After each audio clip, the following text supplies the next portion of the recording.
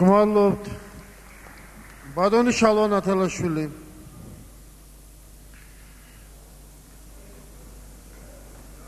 მეხუთე.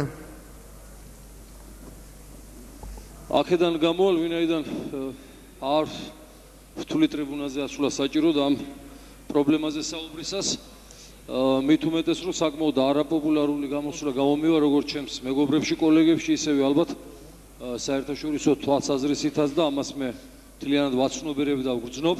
ეხლა შინაგანად პირადად მეც და ჩემი მეგობრებიც ქათმის დაკვლასაც ვერ უყურე, მე ასე ვარ პირადად და ასე რომ თქვენს არგუმენტებს ჩემი კოლეგების მისამართით ვამბობ, არ ვაბათილებ და რაიმე თავდასხმის ფაქტს ადგილი არ აქვს, მაგრამ მინდა ჩემი არგუმენტები მოგახსენოთ ამ საკითხთან დაკავშირებით და მინდა გითხრათ, რომ ნამდვილად ეხლა პირადად ბედნიერად ვგრძნობთ კი თავს რო ერთსულოვნება პარლამენტში, მაგრამ ამ საკითხზე ასეთი ერთსულოვნება შეიძლება არც იყოს ძალიან მოსაწონი, ვინაიდან ჩვენ საზოგადოებაში ჯერ კიდევ დაგროვილია ის უზარმაზარი პრობლემები, რომელიც წარსულიდან ტვირთად მოყვება.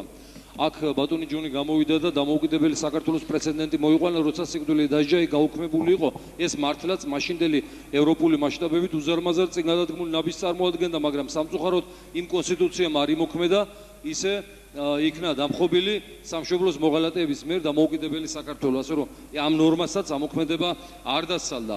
თუმცა მეორე მსოფლიო ომის შემდეგ უნდა აღვნიშნოთ ეს გარემოებაც გაუქმდა საბჭოთა კავშირში სიკვდილის დასჯა. კაი, 5 წელი იყო გაუქმებული, მაგრამ შემდგომში რო აკრიფეს ტემპები და აკრიფეს 30 სახეობაზე მე დანაშაულთან დაკავშირებით დაიშვა ისევ ეს სასჯელი და ყველაზე ამაზრზენი ის იყო, რომ ეკონომიკურ დანაშაულზე იხვრიტებოდა ხალხი, როგორც იყო სახელმწიფო ქონების გატაცება, თქვათ, მეკრთამეობა და სხვა, ეს ნამდვილად გახდათ დანაშაული სახელმწიფოს მიერ და რა თქმა უნდა არ შეიძლებოდა მისი ასე უცვლელად დატოვება და ამიტომ დამოუკიდებელი საქართველოს პირველმა ხელისუფლებამ შესწორებები შეიტანა კოდექსის შესაბამისი და დღეს უკვე წარმოდგენილ პროექტში იმის თაობაზე რომ გაუქმდეს სიკვდილის დასჯა მთლიანად, ჩვენ ვფიქრობთ, რომ დანარჩენი მუხლები, რაც იქაა ჩამოთვლილი, მართლაც უნდა ამოვიდეს სიკვდილის დასჯის კატეგორიიდან, უნდა ამოვიდეს, მაგრამ აი რაც შეეხება 104 მუხლს, 104 მუხლი ყველას მოგეხსენებათ, გახლავთ განზრახი მკვლელობა დამამძიმებელ გარემოებებში, მასზე დღეს დაწესებულია სიკვდილის დასჯა და იგი გულისხმობს განზრახ მკვლელობას ანგარებით,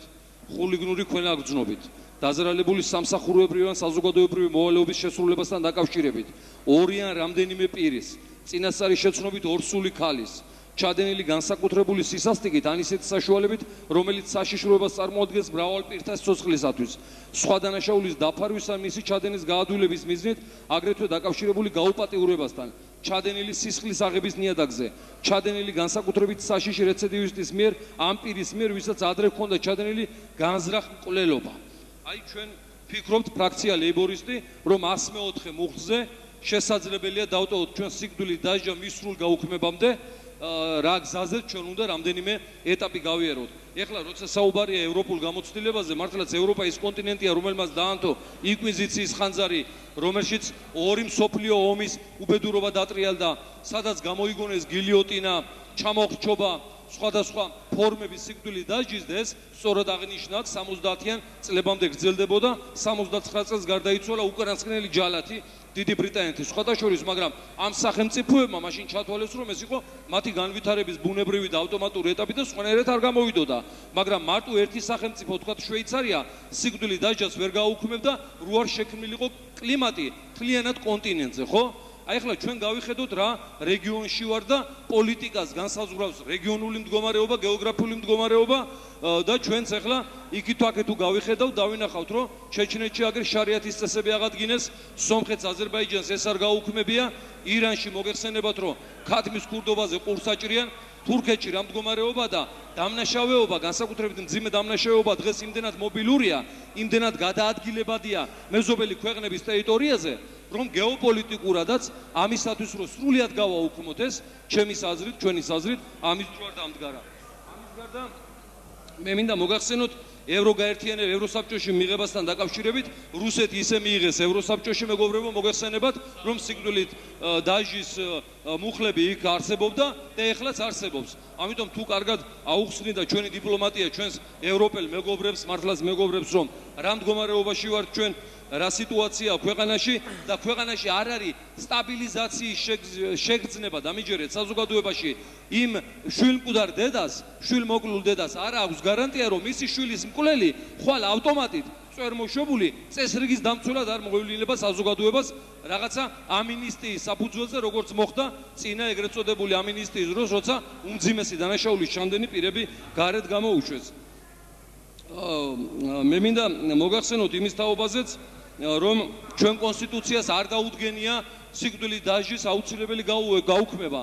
მოგეხსენებათ, იქ აღინიშნა, რომ ორგანული კანონი ადგენს სიკვდილის დასჯა რა დროს და რა წესებით შეიძლება დაწესდეს. აქედან გამომდინარე, არც კონსტიტუციით შეზღუდული არ ვართ, რომ 104 მუხლი, მე 104 მუხლი მაქვს მხედველობაში დავტოვოთ როგორც სიკვდილის დასჯის საფუძველი ან სამუდამო პატიმრობის საფუძველი. ახლა ალტერნატიულად აბსოლუტურად ვერ ავიღებთ, რომ მაინც და მაინც სიკვდილის დასჯა მიესაჯოს.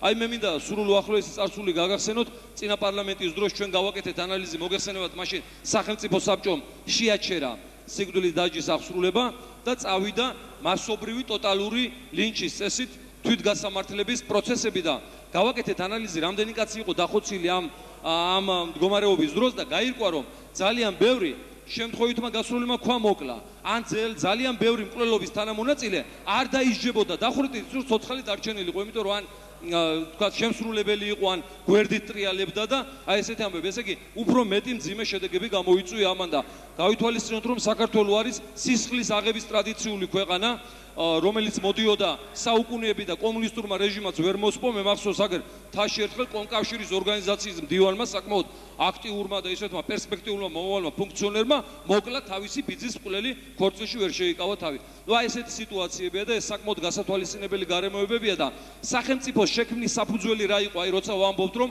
სახელმწიფო არ უნდა იყოს მკვლელი, სახელმწიფოს შექმნის ერთ-ერთი თავარი ფსიქოლოგიური საფუძველი იყო, რომ მან თავის თავზე აიღო ანგარიშწორება მკვლელზე. და სხვათა შორის არც ბიბლიაში არ არის ნათქვამი, რომ იქ ნათქვამი, რომ კაცი არ კლა და არა მკვლელი არ კლა. ნუ ეს უკვე გვერდითი გადასვლა იყო. მე მიმაჩნია, რომ ჩვენ უნდა დავტოვოთ 104 მუხლი ისე როგორც არის, დანარჩენზე უნდა გავაუქმოთ მართლაც სიკვდილის დასჯა და საერთო სოციალურ სიტუაციას თუ გადავხედავთ, მეგობრებო, ცოტა ნონსენსში ვარდებით, რომ ჩვენ ფაქტიურად არასწორი პოლიტიკით თუ არსებული კრიზისი და ასეთი მდგომარეობით სიკვდილს უჯით უმწეო ფენებს, ავამტყოფებს, ოპერაცია ვერ გაუკეთებია და თანხა არა აქვთ ამისი და ამ დროს ვიბრალებთ მკვლელებს, ვინც საზარელი დანაშაული ჩაედინა. აი ესეთია ჩვენი პოზიცია, მე მაპატიეთ, არავის თქვენს მოსაზრებებს ყველას პატივს ვცემთ, მაგრამ ხარს ვერ დაუჭერთ ფრაქცია ლეიბორისტი ამ მომენტს და თუ მოვალთ ხელისუფლებაში ლეიბორისტული პარტია, ჩვენ აღვადგენთ სიკვდილის დასჯის განაჩენს ამ მუხლს. მადლობთ.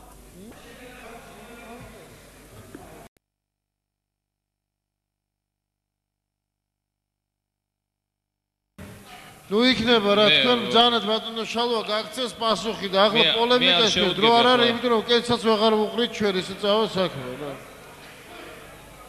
იქნება მაშინ გამოვიდე რომ შემდეგ კომიტეტის არა ეს რეპლიკა არ უნდა გაგვიგრძელდეს მოხსენებად რა, ძალიან გითხოთ მეხუთე. დიდი მადლობა ბატონო ედუარდ. ბატონო ჯონი, თქვენ არ გაიგეთ ეთყობა მე რა მოგახსენეთ? მე ვთქვი რომ 104 მუხლზე, ანუ განზრახულობისათვის დამამძიმებელი გარემოებებში უნდა დაწესდეს ან სიკვდილის დასჯა, ან სამუდამო პატიმრობა, ალტერნატიული სასჯელი და არა ტალიონის პრინციპი და რაც შეეხება სულმნა თამარის მიერ სიკვდილის დასჯის გაუქმებას, თამარზე ადრე ძლიერი საქართველო უსწრებდა მას და დავით აღმაშენებელი უსწრებდა, კარგად ვიცი. რაც შეეხება 17-ში სიკვდილის დასჯის გაუქმება 17 წელში, მაშინ საბჭოთა კავშირი არ არსებობდა და იმ ჩამონათვალში იმიტომ არ მოხდა.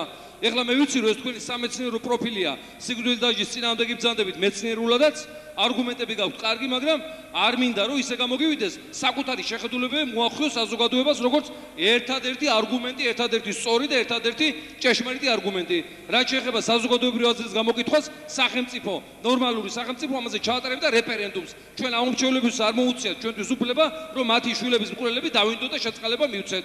თუ სიმართლე გინდათ, ეხლა უარეს სიმართლეს გეტყვით, თუ ამ წელში ერთ წელიწადის განმავლობაში ამ კანონის მიღებიდან მოხდებოდა 50 მკვლელობა, ეხლა მოხდება 100 უკვე და თუ არა გჯერა, დავიჯდა დავითვალოთ მერე.